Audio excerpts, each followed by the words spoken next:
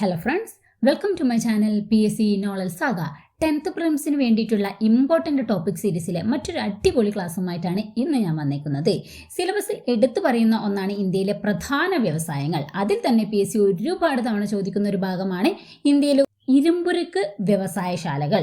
അതിലെ ഇമ്പോർട്ടൻ്റ് പോയിന്റുകളെല്ലാം ഇന്ന് നമ്മൾ വ്യക്തമായിട്ട് പഠിക്കുന്നതാണ്. കൂടാതെ SCERTയിലെ ഇരുമ്പുരുക്ക് വ്യവസായശാലകളെ കുറിച്ചും നമ്മൾ പഠിക്കുന്നുണ്ട്. അതുപോലെ ഏറ്റവും ഇമ്പോർട്ടൻ്റ് ആയ കാര്യം എന്താണെന്ന് വെച്ചാൽ ഇതുമായി ബന്ധപ്പെട്ട കറണ്ട് അഫയേഴ്സ് കൂടി നമ്മൾ ഈ ഒരു ക്ലാസ്സിലൂടെ പഠിക്കുന്നതാണ്. അതുകൊണ്ട് ഈ വീഡിയോ നിങ്ങൾ മുഴുവൻ കാണുക. വീഡിയോ കണ്ടു കഴിഞ്ഞാൽ ലൈക്ക് ചെയ്യാൻ മടിക്കരുത്. സബ്സ്ക്രൈബ് ചെയ്യാതെയാണ് നിങ്ങൾ കാണുന്നതെങ്കിൽ സബ്സ്ക്രൈബ് ചെയ്യാനും മടിക്കരുത്. അപ്പോൾ നമുക്ക് ഈ ക്ലാസ്സിലേക്ക് കടക്കാലോ. ഇരുമ്പുരുക്ക് വ്യവസായം ഇന്ത്യൻ വ്യവസായത്തിന്റെ മിക്ക മേഖലകൾക്കും ആവശ്യമായ അടിസ്ഥാനപരമായ പ്രാഥമിക ഭാഗങ്ങൾ ലഭ്യമാകുന്ന ഇരുമ്പുരുക്ക് വ്യവസായത്തിൽ നിന്നാണ്. ഇന്ത്യൻ വ്യവസായത്തിന്റെ മിക്ക മേഖലകൾക്കും ആവശ്യമായ അടിസ്ഥാനപരമായ പ്രാഥമിക ഭാഗങ്ങൾ ലഭ്യമാക്കുന്നത് ഇരുമ്പുരുക്ക് വ്യവസായത്തിൽ നിന്നാണ്. ഇരുമ്പുരുക്ക് വ്യവസായത്തിന് ആവശ്യമായ അസംസ്കൃത വസ്തുക്കൾ. അപ്പൊ ഇരുമ്പുരുക്ക് വ്യവസായത്തിന് കുറച്ച് അസംസ്കൃത വസ്തുക്കളൊക്കെ ആവശ്യമാണ്. ആ അസംസ്കൃത വസ്തുക്കൾ ഏതൊക്കെയാണെന്ന് നമുക്ക് നോക്കാം. ഇരുമ്പയിര്, കൽക്കരി, ചുണ്ണാമ്പ് കല്ല്, ഡോളമൈറ്റ്, മാംഗനീസ്, ഫയർ ക്ലേ. എന്തൊക്കെയാണ്? ഇരുമ്പയിര്, കൽക്കരി, ചുണ്ണാമ്പ് കല്ല്, ഡോളമൈറ്റ്, മാംഗനീസ്, ഫയർ ക്ലേ എന്നിവയാണ് ഇരുമ്പുരുക്ക് വ്യവസായത്തിന് ആവശ്യമായ അസംസ്കൃത വസ്തുക്കൾ. ഈ അസംസ്കൃത വസ്തുക്കൾ എല്ലാം ഭാരം നഷ്ടപ്പെടുന്നവയായതിനാൽ ഇരുമ്പുരുക്ക് വ്യവസായശാലകളുടെ അനുയോജ്യമായ സ്ഥാനം ഈ അസംസ്കൃത വസ്തുക്കളുടെ സ്രോതസ്സുകൾക്ക് സമീപം തന്നെയാണ്. അതായത് ഈ അസംസ്കൃത വസ്തുക്കൾക്കൊക്കെ ഭാരം നഷ്ടപ്പെടുന്നത് കൊണ്ട് ഈ അസംസ്കൃത വസ്തുക്കളൊക്കെ ലഭിക്കുന്നത് എവിടെയാണ്? അവിടെ തന്നെയാണ് ഇതിന്റെ വ്യവസായശാലകളും നിർമ്മിക്കേണ്ടത് എന്നാണ് പറഞ്ഞത്. ഓക്കെ, ഏതൊരു രാജ്യത്തിന്റെയും വ്യാവസായിക വികസനത്തിന് അടിസ്ഥാനം ഇരുമ്പുരുക്ക് വ്യവസായമാണ്. അപ്പൊ ഏതൊരു രാജ്യത്തിന്റെയും വ്യാവസായിക വികസനത്തിന് അടിസ്ഥാനമായത് ഇരുമ്പുരുക്ക് വ്യവസായമാണ്. ഇന്ത്യയിൽ ഇരുമ്പുരുക്ക് വ്യവസായത്തിന് തുടക്കം കുറിച്ച പ്രദേശം ഏതാന്ന് ചോദിച്ചാൽ പോർട്ടോനോവയാണ്. പോർട്ടോനോവയിലാണ് ഇന്ത്യയിൽ ആദ്യമായിട്ട് ഇരുമ്പുരുക്ക് വ്യവസായത്തിന് തുടക്കം കുറിച്ചത്. തമിഴ്നാട്ടിലാണ് പോർട്ടോനോവ 1830 ആരംഭിച്ചത്. അപ്പൊ 1830 തമിഴ്നാട്ടിലെ പോർട്ടോനോവയിലാണ് ഇന്ത്യയിലെ ആദ്യത്തെ ഇരുമ്പുരുക്ക് വ്യവസായത്തിന് തുടക്കം കുറിച്ചത്. ഇന്ത്യയിലെ ആദ്യത്തെ വൻകിട ഇരുമ്പുരുക്ക് വ്യവസായശാലകൾ ആരംഭിച്ചത് കുൾട്ടിയിലാണ്. ആദ്യത്തെ ഇരുമ്പുരുക്ക് വ്യവസായശാലകൾക്ക് തുടക്കം കുറിച്ചത് പോർട്ടോനോവയിലാണെങ്കിൽ ഇന്ത്യയിലെ ആദ്യത്തെ വൻകിട ഇരുമ്പുരുക്ക് വ്യവസായശാലകൾ ആരംഭിച്ചത് കുൾട്ടി, പശ്ചിമ ബംഗാളിലാണ്. 1870 പശ്ചിമ ബംഗാളിലെ കുൾട്ടിയിലാണ് വൻകിട ഇരുമ്പുരുക്ക് വ്യവസായശാല ആദ്യമായിട്ട് ആരംഭിച്ചത്. സ്റ്റീൽ സിറ്റി എന്നറിയപ്പെടുന്ന ഇന്ത്യൻ നഗരം, ഇതുപോലെ ചോദിച്ചിട്ടുണ്ട്. സ്റ്റീൽ സിറ്റി എന്നറിയപ്പെടുന്ന ഇന്ത്യൻ നഗരം ഏതാന്ന് ചോദിച്ചാൽ ജംഷഡ്പൂരാണ് സ്റ്റീൽ സിറ്റി എന്നറിയപ്പെടുന്നത്. സ്വകാര്യ മേഖലയിലെ ഏറ്റവും വലിയ സ്റ്റീൽ പ്ലാന്റ് ഏതാന്ന് ചോദിച്ചാൽ steel plant Tata iron and steel plant ആണ്, അതായത് ടിസ്കോ. ഓക്കെ, അപ്പം 1907 ടിസ്കോ സ്ഥാപിതമായത്. എവിടെയാണെന്ന് ചോദിച്ചാൽ ജാർഖണ്ഡിലെ ജംഷഡ്പൂരിലാണ് Tata iron and steel plant TISCO സ്ഥാപിതമായത് 1907. ഇതെന്താണ്? സ്വകാര്യ മേഖലയിലെ ഏറ്റവും വലിയ സ്റ്റീൽ പ്ലാന്റ് ആണ് ടിസ്കോ. സ്റ്റീൽ സിറ്റി എന്നറിയപ്പെടുന്ന ജംഷഡ്പൂരിലാണ് Tata iron and steel plant സ്ഥിതി ചെയ്യുന്നത്. ടിസ്കോയുടെ ആസ്ഥാനം സ്ഥിതി ചെയ്യുന്നതെന്നാൽ മുംബൈയിലാണ്. സ്ഥിതി ചെയ്യുന്നത് ജംഷഡ്പൂരിലാണെന്നുണ്ടെങ്കിലും ആസ്ഥാനം സ്ഥിതി ചെയ്യുന്നത് മുംബൈയിലാണ്. ഇന്ത്യയിലെ ഏറ്റവും വലിയ സ്റ്റീൽ പ്ലാന്റ് ബൊക്കാറോയാണ്. ഇന്ത്യയിലെ ഏറ്റവും വലിയ സ്റ്റീൽ പ്ലാന്റ് ഏതാണ്? ബൊക്കാറോ. ഇന്ത്യയിലെ ഏറ്റവും ലാഭകരമായ സ്റ്റീൽ പ്ലാന്റ് ഏതെന്ന് ചോദിച്ചാൽ ഭിലായി ആണ് ഇന്ത്യയിലെ ഏറ്റവും ലാഭകരമായത്. അപ്പൊ മൂന്നും മാറിപ്പോവാതെ നോക്കണം. എന്താണ്? സ്വകാര്യ മേഖലയിലെ ഏറ്റവും വലുതെന്ന് ചോദിച്ചാൽ ടിസ്കോയും, എന്നാൽ ഇന്ത്യയിലെ ഏറ്റവും വലിയ സ്റ്റീൽ പ്ലാന്റ് ഏതാണെന്ന് ചോദിച്ചാൽ ബൊക്കാറോയും, ഇന്ത്യയിലെ ഏറ്റവും ലാഭകരമായ സ്റ്റീൽ പ്ലാന്റ് ഏതാണെന്ന് ചോദിച്ചാൽ ഭിലായിയുമാണ്. അപ്പൊ ഈ മൂന്നും മാറിപ്പോവാതെ നോക്കണം. സെറ്റല്ലേ? അടുത്തത്, ഇന്ത്യയിലെ പൊതുമേഖലാ ഇരുമ്പുരുക്ക് നിർമ്മാണശാലകളെ നിയന്ത്രിക്കുന്ന സ്ഥാപനം. ഇന്ത്യയിലെ പൊതുമേഖലാ ഇരുമ്പുരുക്ക് വ്യവസായശാലകളെ നിയന്ത്രിക്കുന്ന സ്ഥാപനം ഏതാന്ന് ചോദിച്ചാൽ steel authority of India limited, അതായത് സെയിലാണ്. Steel authority of India limited ആണ് ഇന്ത്യയിലെ പൊതുമേഖലാ ഇരുമ്പുരുക്ക് നിർമ്മാണശാലകളെ നിയന്ത്രിക്കുന്ന സ്ഥാപനം. ദക്ഷിണേന്ത്യയിലെ ആദ്യത്തെ അയൺ ആൻഡ് സ്റ്റീൽ പ്ലാന്റ് ഏതെന്ന് ചോദിച്ചാൽ Visvesvaraya iron and steel plant 1923 അപ്പൊ ദക്ഷിണേന്ത്യയിലെ ആദ്യത്തെ iron and steel plant Visvesvaraya iron and steel plant ആണ്. Visvesvaraya iron and steel plant സ്ഥിതി ചെയ്യുന്നത് എവിടെയെന്ന് ചോദിച്ചാലേ ഭദ്രാവതി, കർണാടക. കർണാടകയിലെ ഭദ്രാവതിയിലാണ് Visvesvaraya iron and steel limited സ്ഥിതി ചെയ്യുന്നത്. ഇതിന്റെ പ്രത്യേകത എന്താ? ദക്ഷിണേന്ത്യയിലെ ആദ്യത്തെ അയൺ ആൻഡ് സ്റ്റീൽ പ്ലാന്റ് ആണ്. ഓക്കെ, സെറ്റാണോ? ഇനി നമുക്ക് ഇന്ത്യയിലെ പ്രധാന ഇരുമ്പുരുക്ക് ശാലകൾ ഏതൊക്കെയെന്ന് നമുക്ക് വ്യക്തമായിട്ട് നോക്കാം. ഇരുമ്പുരുക്ക് ശാലകളും അത് സ്ഥിതി ചെയ്യുന്ന സ്ഥലവും പിന്നെ അതിന്റെ സവിശേഷതകളും പഠിക്കാം. ഓക്കെ, ആദ്യത്താണ് ടാറ്റ ഇരുമ്പുരുക്ക് കമ്പനി, അതായത് ടിസ്കോ. ടിസ്കോ ആണ് ആദ്യം നമുക്ക് പഠിക്കാനുള്ളത്. സ്ഥിതി ചെയ്യുന്നത് എവിടെയാണ്? ജാർഖണ്ഡിലെ ജംഷഡ്പൂരിലാണ്. നമ്മൾ പറഞ്ഞല്ലോ, ജംഷഡ്പൂരിലാണ് ടാറ്റ സ്ഥിതി ചെയ്യുന്നത്. പ്രത്യേകത എന്താണ്? ഏറ്റവും വലിയ സ്വകാര്യ മേഖല ഇരുമ്പുരുക്ക് വ്യവസായശാലയാണ്. അപ്പൊ ഏറ്റവും വലിയ സ്വകാര്യ മേഖലയിലെ ഏറ്റവും വലിയ ഇരുമ്പുരുക്ക് വ്യവസായശാലയാണ് ടിസ്കോ. സ്ഥിതി ചെയ്യുന്നത് ഇത് ഇമ്പോർട്ടൻ്റ് ആണ്. ഈ സ്ഥലങ്ങളും ഇതിന്റെ സവിശേഷത എല്ലാം PSC ഇതുപോലെ തന്നെ ചോദിച്ചിട്ടുണ്ട്. അപ്പൊ നമുക്ക് വ്യക്തമായിട്ട് പഠിച്ചു വെക്കണ്ടേ? അപ്പം ടാറ്റ ജംഷഡ്പൂരിലാണ് ഏറ്റവും വലിയ സ്വകാര്യ മേഖല ഇരുമ്പുരുക്ക് വ്യവസായശാലയാണ്. ഇനി നമുക്ക് അടുത്ത് പഠിക്കാനുള്ളതാണ് Indian iron and steel company, അതായത് ഇസ്കോ. ഇസ്കോ എന്താണ്? ഇന്ത്യൻ അയൺ ആൻഡ് സ്റ്റീൽ കമ്പനിയാണ്. 3 സ്ഥലങ്ങളിൽ സ്ഥിതി ചെയ്യുന്നുണ്ട്. കുൾട്ടി, ബേൺപൂർ, ഹിരാപൂർ. പശ്ചിമ ബംഗാളിലെ കുൾട്ടി, ബേൺപൂർ, ഹിരാപൂർ എന്ന സ്ഥലത്താണ് Indian iron and steel company സ്ഥിതി ചെയ്യുന്നത്. പ്രത്യേകത എന്താണ്? പൊതുമേഖലയിലെ ആദ്യ ഇരുമ്പുരുക്ക് വ്യവസായശാലയാണ്. പൊതുമേഖലയിലെ ആദ്യത്തെ ഇരുമ്പുരുക്ക് വ്യവസായശാലയാണ് Indian iron and steel company. Okay, സെറ്റാണോ? അപ്പം സ്വകാര്യ മേഖലയിലെ ഏറ്റവും വലുത് ടാറ്റയാണ്, എന്നാൽ പൊതുമേഖലയിലെ ആദ്യ ഇരുമ്പുരുക്ക് വ്യവസായശാലയാണ് ഇസ്കോ. ഇനി അടുത്ത് നമുക്ക് പഠിക്കാനുള്ളത് Visvesvaraya iron and steel works limited, അതായത് VISL. VISL ആണ് Visvesvaraya iron and steel work limited. സ്ഥിതി ചെയ്യുന്നത് നമ്മൾ പഠിച്ചില്ലേ, കർണാടകയിലെ ഭദ്രാവതിയിലാണ് Visvesvaraya iron and steel work limited സ്ഥിതി ചെയ്യുന്നത്. പ്രത്യേകത എന്തായിരുന്നു? ദക്ഷിണേന്ത്യയിലെ ആദ്യത്തെ ഇരുമ്പുരുക്ക് വ്യവസായശാലയാണ്. ദക്ഷിണേന്ത്യയിലെ ആദ്യത്തെ ഇരുമ്പുരുക്ക് വ്യവസായശാലയാണ് വിശ്വേശ്വരയ്യ. അടുത്തത് ഹിന്ദുസ്ഥാൻ സ്റ്റീൽ ലിമിറ്റഡ്, അതായത് ഭിലായ്. ഹിന്ദുസ്ഥാൻ സ്റ്റീൽ ലിമിറ്റഡ് ഭിലായ് സ്ഥിതി ചെയ്യുന്നത് ദുർഗ്, ഛത്തീസ്ഗഡിലെ ദുർഗിലാണ് ഭിലായ് സ്ഥിതി ചെയ്യുന്നത്. പ്രത്യേകത എന്താണ്? 1959 റഷ്യയുടെ സാങ്കേതിക സഹായത്തോടെ സ്ഥാപിച്ചു. അപ്പൊ 1959 റഷ്യയുടെ സഹായത്തോടെ, ഇത് ഇമ്പോർട്ടന്റ് ആണ്, റഷ്യയുടെ സഹായത്തോടെ നിർമ്മിച്ചതാണ് ഭിലായ്.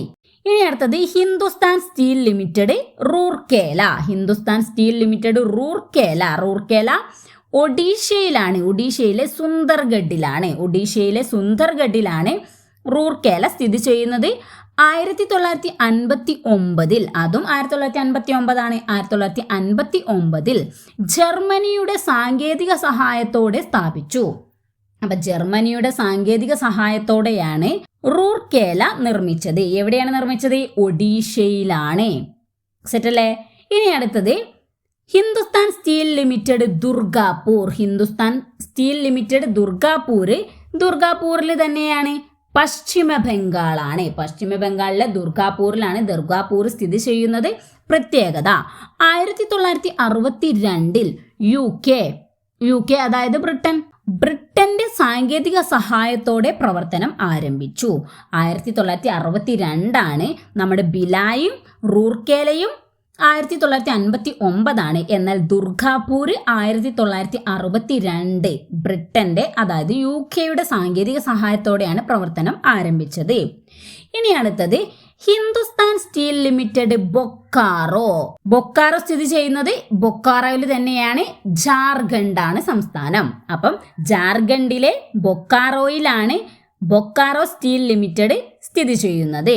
പ്രത്യേകത 1964 റഷ്യയുടെ സാങ്കേതിക സഹായത്തോടെ ആരംഭിച്ചു. റഷ്യയുടെ സാങ്കേതിക സഹായത്തോടെയാണ് ബൊക്കാറോ സ്ഥാപിച്ചത്. ഓക്കെ, സെറ്റാണോ? എണ്ണം ഇപ്പം നമ്മൾ പഠിച്ചു. അപ്പം ഇതെല്ലാം PSC ഒരുപാട് തവണ എക്സാമിന് ചോദിച്ചിട്ടുണ്ട്. അപ്പം വ്യക്തമായിട്ട് എവിടെ സ്ഥിതി ചെയ്യുന്നു എന്നതും പ്രത്യേകതകളും ആരാണ് സാമ്പത്തിക സഹായം നൽകിയതും ഏത് വർഷമാണ് സ്ഥാപിച്ചത് എന്നുള്ളതൊക്കെ വളരെ ഇമ്പോർട്ടൻ്റ് ആണ്. അതെല്ലാം ഇപ്പം നമ്മൾ വ്യക്തമായിട്ട് പഠിച്ചു. സെറ്റല്ലേ? ഇനി നമുക്ക് SCERTയിൽ എന്തൊക്കെയാണ് പറഞ്ഞിരിക്കുന്നത് നോക്കാം. SCERTയിൽ ഇതാ ഒരു ടേബിളായിട്ട് തന്നെയാണ് കൊടുത്തിരിക്കുന്നത്. ഇതിലെന്താ പറഞ്ഞത്? ഇരുമ്പുരുക്ക് വ്യവസായശാലകൾ സ്ഥിതി ചെയ്യുന്ന സംസ്ഥാനം, സഹായം നൽകിയ രാജ്യം. ഓക്കെ, നമുക്ക് നോക്കാലോ. ആദ്യം ഇതിൽ പറയുന്നത് റൂർക്കേലയാണ് ആദ്യം പറയുന്നത്. റൂർക്കേല സ്ഥിതി ചെയ്യുന്ന സംസ്ഥാനം ഏതെന്ന് വെച്ചാൽ ഒഡീഷയിലാണ് റൂർക്കേല സ്ഥിതി ചെയ്യുന്നത്. സഹായം നൽകിയ രാജ്യം ഏതാന്ന് ചോദിച്ചാൽ ജർമ്മനിയാണ് സഹായം നൽകിയ രാജ്യം. ഓക്കെ, ഇത് പഠിക്കാനായിട്ട് ഒരു കോഡ് പറഞ്ഞു തരട്ടെ. ഏത് എക്സാമിന് വന്നാലും വേഗം നമുക്ക് ഓപ്ഷൻ പിക്ക് ചെയ്യാൻ കഴിയും. അപ്പൊ നോക്കാലോ. റൂർക്കേല, ഒഡീഷ, ജർമ്മനി എന്നല്ലേ. അപ്പൊ നമ്മൾ ഈ റൂർക്കേലയിലെ റൂ എടുക്കുക, ഒഡീഷയിലെ ഓ എടുക്കുക, ജർമ്മനിയിലെ ജായും എടുക്കുക. ആദ്യത്തെ 3 അക്ഷരങ്ങളും എടുത്തിട്ട് റു ഓ ജ എന്നെടുക്കുക. അപ്പം റൂർക്കേല, ഒഡീഷ, ജർമ്മനി അങ്ങനെ കിട്ടും. അപ്പൊ എന്താണ്? റു ഓ ജ കിട്ടിയില്ലേ? റു ഓ ജ എന്ന് ഓർക്കുന്നതിലൂടെ നമുക്ക് റൂർക്കേല, ഒഡീഷ, ജർമ്മനി അപ്പൊ സംസ്ഥാനം കിട്ടും. ആരാണ് സഹായം നൽകിയ രാജ്യം എന്നുള്ളതും വ്യക്തമായിട്ട് കിട്ടും. അപ്പൊ സെറ്റല്ലേ? ഇനി അടുത്തത് ഭിലായ് ഛത്തീസ്ഗഡിലാണ്. സോവിയറ്റ് യൂണിയൻ എന്ന് പറയുമ്പോൾ റഷ്യയാണ് സോവിയറ്റ് യൂണിയൻ. ഓക്കെ, അപ്പം ഭിലായ്, ഛത്തീസ്ഗഡ്, സോവിയറ്റ് യൂണിയൻ. അപ്പം ഭിലായിന്റെ പഠിക്കാനും നമുക്ക് കോഡുണ്ട്. അതും നമ്മൾ ആദ്യത്തെ 3 അക്ഷരങ്ങൾ എടുക്കാം.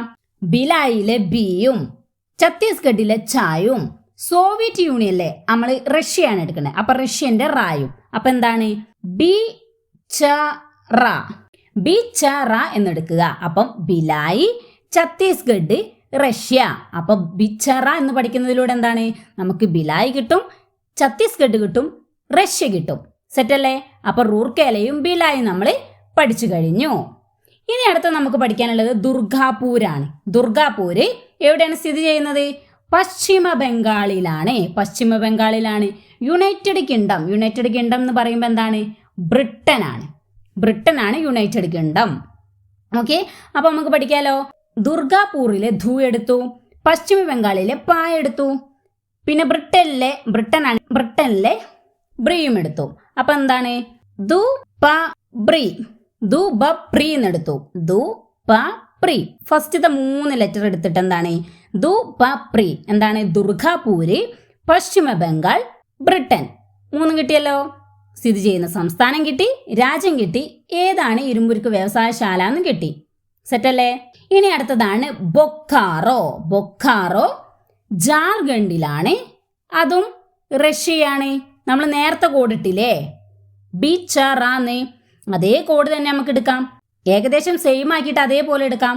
റഷ്യ തന്നെ ആയതുകൊണ്ട് ബിച്ചറ ഭ അല്ലേ? അപ്പം ബ ആക്കി എടുക്കാം. ബൊക്കാറോ.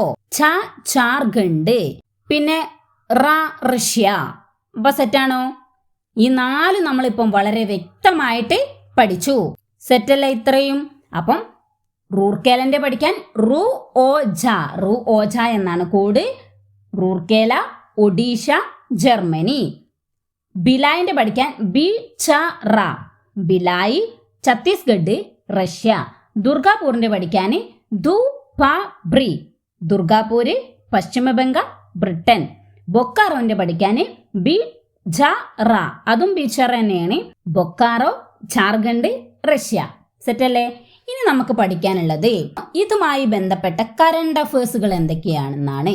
അപ്പൊ സിലബസിൽ അതുമായി ബന്ധപ്പെട്ട ആനുകാലിക വിഷയങ്ങളൊന്നും പറയുന്നുണ്ട്. അപ്പൊ ഇതിന്റെ കൂടെ തന്നെ നമുക്ക് ഈ ഒരു കറണ്ട് അഫേഴ്സും കൂടി പഠിച്ചു കഴിഞ്ഞാൽ ഈ ഒരു ടോപ്പിക് നമുക്ക് സെറ്റ് ആകും. ഓക്കെ, അപ്പം ഏത് കറണ്ട് അഫേഴ്സ് വന്നാലും GK വന്നാലും നമുക്ക് എഴുതാൻ പറ്റും. ഓക്കെ, നമുക്ക് നോക്കല്ലേ. അപ്പം ആദ്യത്തെ ചോദ്യം, ഇന്ത്യയിലെ ഏറ്റവും നീളം കൂടിയ സ്ലറി പൈപ്പ് ലൈൻ വഴി ഇരുമ്പയിര് ലഭ്യമാക്കുന്ന സ്റ്റീൽ പ്ലാന്റ് ഏതാണ്? ഇന്ത്യയിലെ ഏറ്റവും നീളം കൂടിയ സ്ലറി പൈപ്പ് ലൈൻ വഴി ഇരുമ്പയിര് ലഭ്യമാക്കുന്ന സ്റ്റീൽ പ്ലാന്റ് ഏതാണെന്ന് ചോദിച്ചാൽ ബൊക്കാറോ സ്റ്റീൽ പ്ലാന്റ് ആണ്. അപ്പം ബൊക്കാറോ ഏത് സംസ്ഥാനത്താണ് സ്ഥിതി ചെയ്യുന്നത്? നമ്മുടെ കോഡ് ഓർമ്മയുണ്ടല്ലോ, ബിച്ചറ. ബിച്ചറയില് ബിച്ചറ ഇങ്ങനെ എഴുതണം. ഇത് എഴുതുമ്പോൾ അപ്പോൾ ബിച്ചറയിൽ ബി എന്നുള്ളത് ഭ ആക്കി എടുത്തിട്ട് ബൊക്കാറോ, പിന്നെ ജാർഖണ്ഡ്, സഹായം നൽകിയത് റഷ്യ. സെറ്റാണോ? അപ്പം ഇന്ത്യയിലെ ഏറ്റവും നീളം കൂടിയ സ്ലറി പൈപ്പ് ലൈൻ വഴി ഇരുമ്പയിര് ലഭ്യമാക്കുന്ന സ്റ്റീൽ പ്ലാന്റ് ആണ് ബൊക്കാറോ സ്റ്റീൽ പ്ലാന്റ്.